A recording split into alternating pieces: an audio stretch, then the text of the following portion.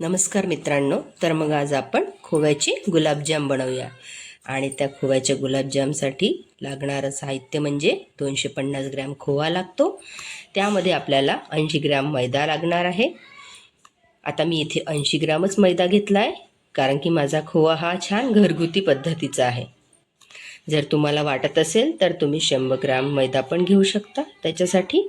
आणि आता हे आपण छान एकजीव करून घेऊया. छान मऊ मऊ मळून घेऊया. आता ही मी मळायला सुरुवात केलेली आहे. आता हे छान मळते आहे.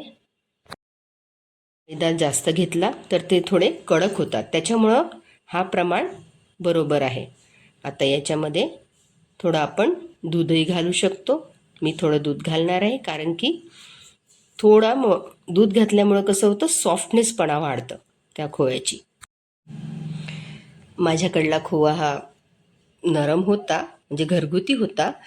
आणि आमच्याकडे कसं आहे, मऊ गुलाबजाम आवडतात, त्याच्यामुळं मी 80 ग्रॅमच खोवा घेतला, मैदा घेतले आहे. आणि तुम्हाला जर वाटत असेल तर तुम्ही 100 ग्रॅम मैदा घेऊ शकता, पण त्याच्यापेक्षा जास्त वाढवायचं नाही, नाहीतर मग कडक होतात गुलाबजाम. आणि आता थोडं दूध घेतलं आहे, त्याला थोडं दुधाने कोट केलं आहे, त्याच्यामुळं ते नरम होतात. आणि आता हे आपण 10 ते 15 मिनटासाठी एका कापडाने झाकून ठेवून देऊया. थोडं दूध अजून घेतलं. आता हे कापडाने एक कापड घ्यायचा पांढऱ्या कलरचा आणि झाकून द्यायचं. आता हे 5 ते 10 मिनटं. वर एक कढई घेतली आहे, त्या कढईमध्ये तळायला तेल घ्यायचं. तेल गुलाबजाम बुडायला पाहिजे एवढं तेलाचं प्रमाण घ्यायचं. आता हे तेल तापायला ठेवून, आता हे तेल तापत आहे आणि आता आपण इकडे गुलाबजाम वळवायला सुरुवात करूया.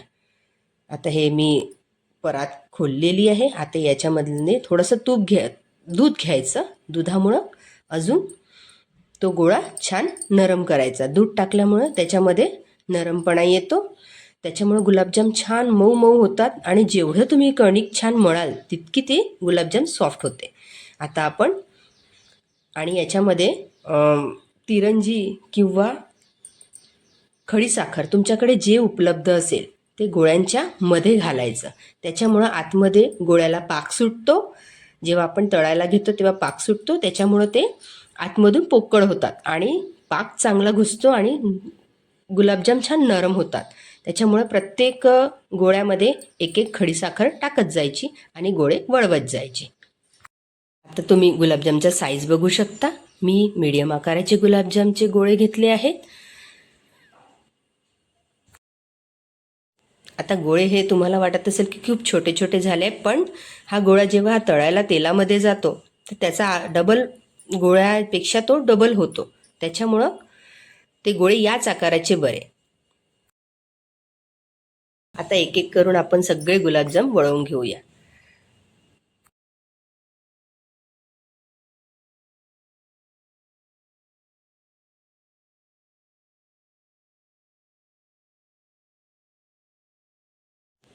आपले आता एवढ्या सारणापासून आपले एवढे गोळे गुलाबजामचे तयार झालेले आहेत. आता आपण हे तळायला घेऊया. तेल तापत ठेवलंच होतं. आता हे एक एक करून आपण तळूया. गॅसची फ्लेम कमीवर आहे. आणि आता हे एक एक आपण तेलामध्ये सोडूया. सोडताना एक एकच सोडायचा, कारण की सुटसुटीत म्हणजे एकाला एक चिपकायला नको. आणि थोड्या अंतरावर सोडायचं, त्याच्यामुळे ते छान मोकळे मोकळे राहतात. जेवढे त्या तेलामध्ये मावतील तेवढेच गोळे आपण त्यात सोडूया. आणि मग नंतर बाकीचे नंतर तळूया. आता हे आपले एवढे गोळे मावत आहेत. मी एक एक करून सगळे गोळे सोडते आहे.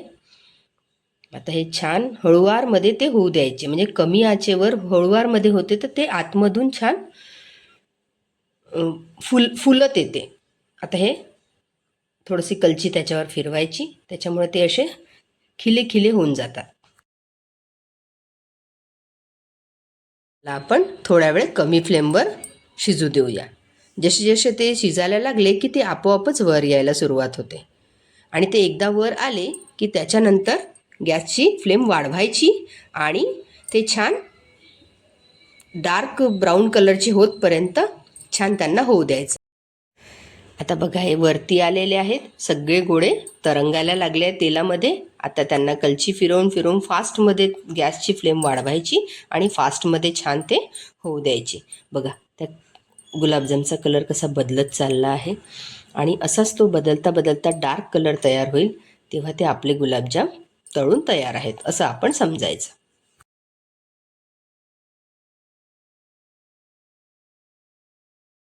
आता बघा हे गुलाबजाम छान हळूहळू शिजत चालले आहे. त्याचा रंग पहा हळूहळू बदलत चालला आहे. आता याचा रंग अजून थोडा डार्क झाला की आपण आपले गुलाबजाम तयार झाले म्हणून समजायचं.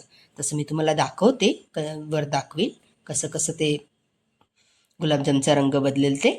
बघा आता आता किती सुंदर रंग आला आहे. आणि थोडं हलवत राहिलं की त्याच्यामुळं कसं होतं, ते राऊंड राऊंड होतात आणि गोल गोल फिरतात, तर ते तेलामध्ये छान मोकळे मोकळे राहतात. बघा आता आता बघा किती सुंदर रंग आला आहे गुलाबजामचा. आता हे निघायला तयार आहेत, पण थोडे अजून 2 मिनटं होऊ द्यायचे.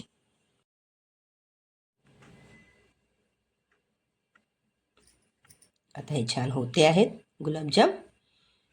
बघा किती सुंदर रंग आला आहे त्याचा. असे दिसताना असे छान रसरशीत दिसून राहिले आणि खायलाही तेवढे टेस्टी आहे बरं का, एवढे सुंदर वाटतात. आता बघा झाला आहे, त्याचा रंग बदललेला आहे.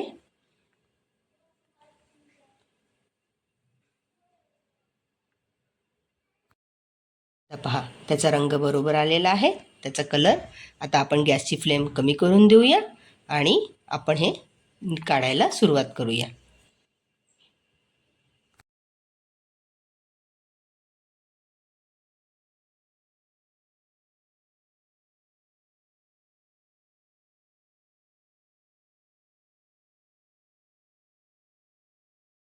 आता तुम्ही पाहू शकता, बघा गुलाबजामचा आकार कसा मोठा झालेला आहे.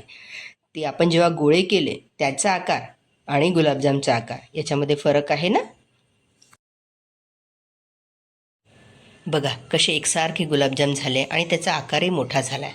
आता आपण ते उरलेले गुलाबजाम पुन्हा तळायला घेऊ. आता तापलं होतं तेल, त्याच्यामुळे मी गॅस बंद केलेली आहे आणि बंद गॅसमध्येच गुलाबजाम सोडते आहे. आता थोडं पूर्ण गुलाबजाम सोडून झाले की गॅस मग थोड्या वेळाने ऑन करते.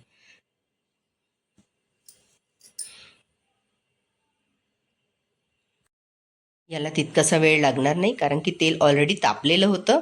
हे लवकर वर आले. आता हे कलची फिरवून आपण यांना पण करून घ्यायचं आणि हेही काढून घ्यायचे तेलातून बाहेर. हे बघा एक एक करून सगळे गुलाबजाम आपले सगळे तळून तयार आहेत. आता आपण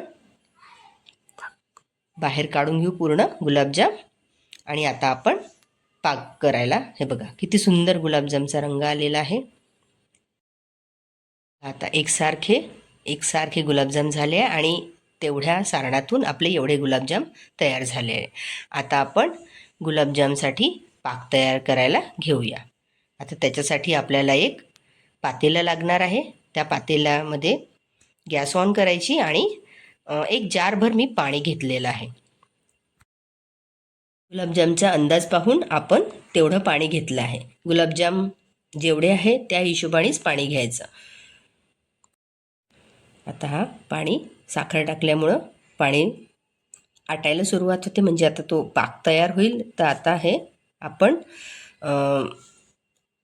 300 ग्रॅम साखर घेतलेली आहे आणि ती साखर त्या पाण्यामध्ये घालून आता हा ढवळायला सुरुवात करूया.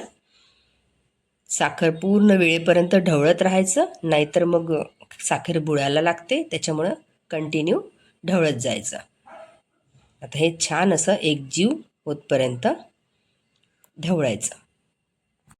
आपल्या गोडच्या हिशोबाने आपण साखर घालायची. आमच्याकडे जास्त गोड लागतं म्हणून मी 300 ग्रॅम साखर टाकली आहे.